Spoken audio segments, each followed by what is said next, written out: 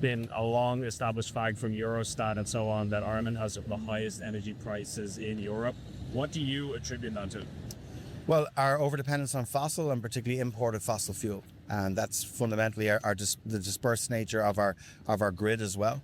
And there's some unique attributes in Ireland as to why our energy prices are higher. Now we're working on that. Sorry, because we've obviously been trying for a decade or more now at this point to change in a radical way the kind of energy that we use, and yet energy prices are less affordable now than that's happening. And I think, in fairness, the first 4 months of this year, about 50% of our electricity was generated through renewables, and that's a good thing. And we can see the pipeline of that is actually increasing. But it's much more expensive before. Let me just finish, Ben, if you don't mind. Sure. And it is important that from an energy sovereignty perspective and to reduce our dependence on imported fuel, that we continue to accelerate renewables, and we're doing that. Onshore wind has doubled in wind capacity in just a 10-year period. We've seen 1,000% increase in solar and a really good pipeline. We've about 8 gigawatts of renewables in our system, and we're the number one country in Europe with regard to integration of renewables into our grid.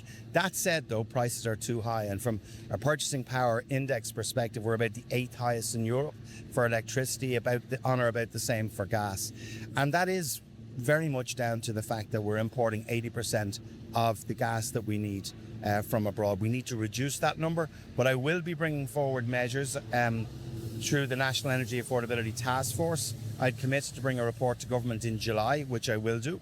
We need to accelerate retrofitting, which we're doing as well, to protect households and businesses against price shocks and against future increases in prices. That saves people money, and we've about over 250,000 homes retrofitted. We're seeing a big response to the grants that I brought forward earlier this year, doubling in applications to about 50,000 in the first quarter. Tactical alert. The pipeline illusion.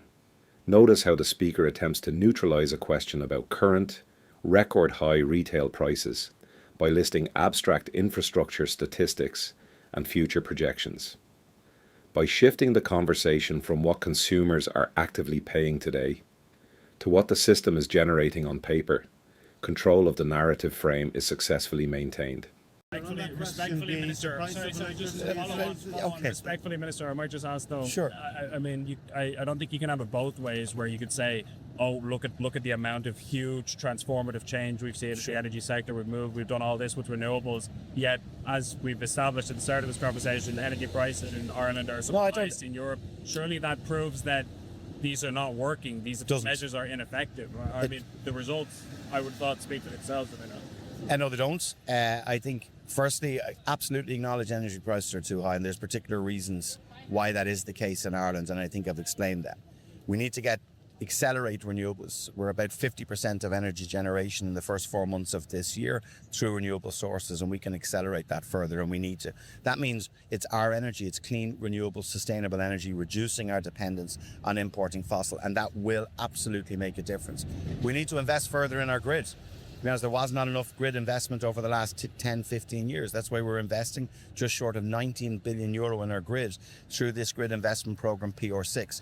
All of these things will make a difference. But whilst we're doing that, we need to protect households against price increases as best we can. Retrofitting will play a major role in that. We've, as I said, over 250,000 homes already retrofitted. So I'm going to go because the teacher's here. Okay, talk to you later. Tactical alert. The administrative escape. Watch how the speaker deploys bureaucratic vocabulary to simulate executive action. Mentioning an upcoming affordability task force and a future report to government acts as a shield against immediate accountability, allowing the speaker to run down the clock without explaining why current mechanisms have failed. Forensic review, demanding outputs over inputs. When an official responds to an economic failure by reading out a laundry list of government expenditure and grants, the press must draw a hard line. The interviewer needed to state, "Minister, you are measuring success by how much money you spent. The public measures success by the cost of their bill. Why are your massive inputs failing to deliver affordable outputs?